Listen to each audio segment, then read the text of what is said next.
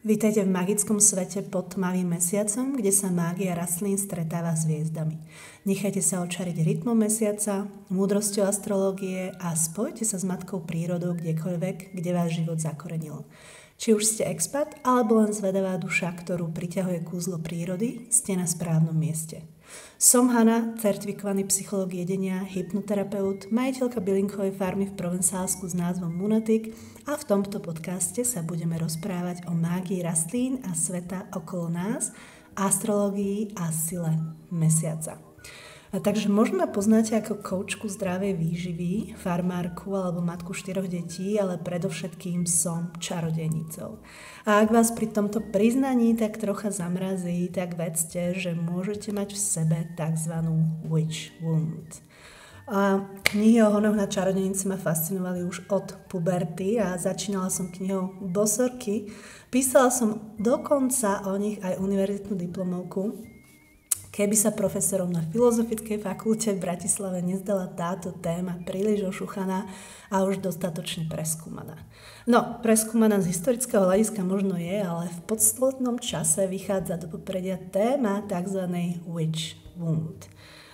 Vieme, že po stáročia boli čarodejnice obviňované z počarovania ľudí, z márenia úrody či kysnutia mlieka a bohužiaľ tisíce žien i mužov boli obvinené neprávom a upálené na hranici alebo utopené.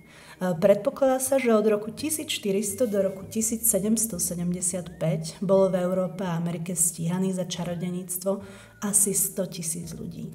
Popravených bolo okolo 40 až 60 000. No a za čarodejníctvo bolo len v Nemecku súdených 16 474 ľudí a takmer 7 000 bolo usmrtených. Vo výročnej správe Rady OSN pre ľudské práva za rok 2023 sa uvádza, že každý rok sú 100 000 ľudí obvinených z čarodejníctva v oblastiach, ako je subsaharská Afrika, India a Papua Nová Guinea, sú zranení alebo usmrtení.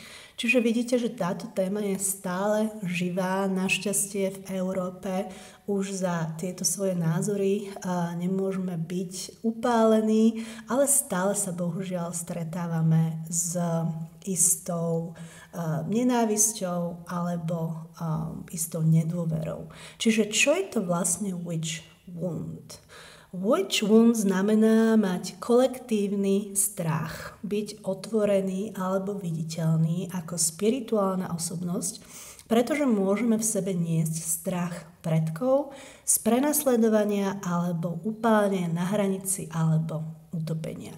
Aj keď žijeme vo svete, minimálne teda tí, ktorí žijú v západnej civilizácii, kde si teoreticky môžeme robiť, čo chceme, hovoriť o tom online a tým slúžiť ľuďom, ako nakoniec aj tento podcast. Neustále v sebe nosíme strach, že sa stane niečo zlé. Hovorím z vlastnej skúsenosti. Dlho mi trvalo, kým som vystúpila zo skrine.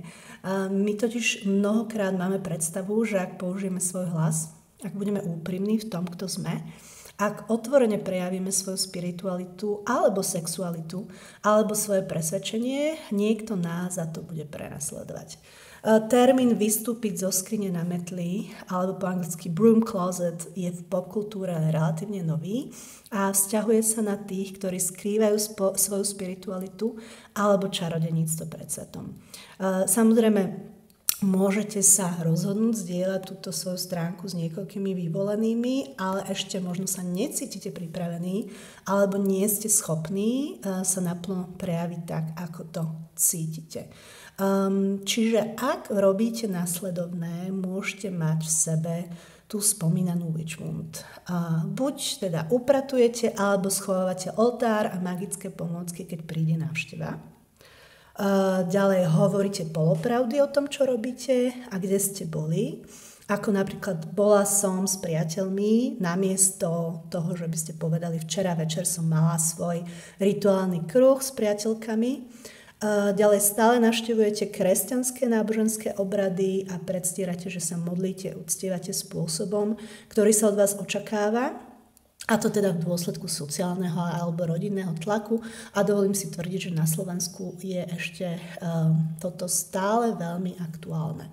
Ja som potomok nemeckých presťahovalcov, ktorí do oblasti Spiša prišli v 17. storočí.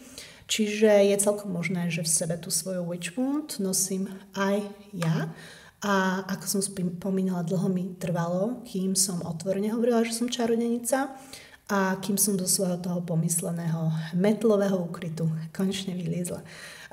Oltáre magické pomocky už síce neschovávam, ale niektoré slová situácie sú pre mňa stále nepríjemné. Čiže poďme sa pozrieť na to, ako s touto witch wound pracovať. Čiže máme tu 4 možnosti, ako pracovať so svojou witch wound.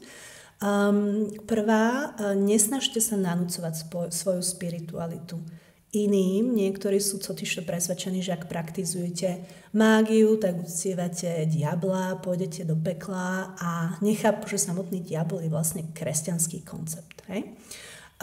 Ak máte dočinenia s niekým, kto o mágii pochybuje, lebo je vedec, tak mu vysvetlite pojem placebo a nocebo.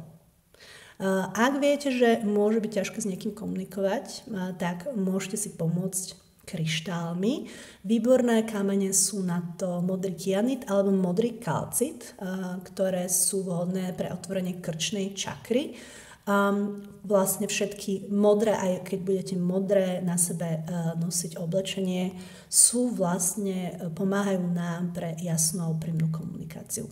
Takisto môžete jesť fialové jedlá, ako fialová kapusta alebo čučoriedky, tie majú podobný efekt. A samozrejme si môžete pomôcť aj bylinkami alebo esenciálnymi olejmi na upokojenie. Máme svoj shop na Etsy, určite dám linku po tento podcast, a ktoré sú vhodné bylinky, levandula, samozrejme upokojujúca, alebo kamilky a medovka. Túto tému budeme spolu skúmať ďalej, čiže určite si vypočujte ďalšiu časť druhú o witch wound zase na budúce. Ja sa s vami lúčim, do počutia.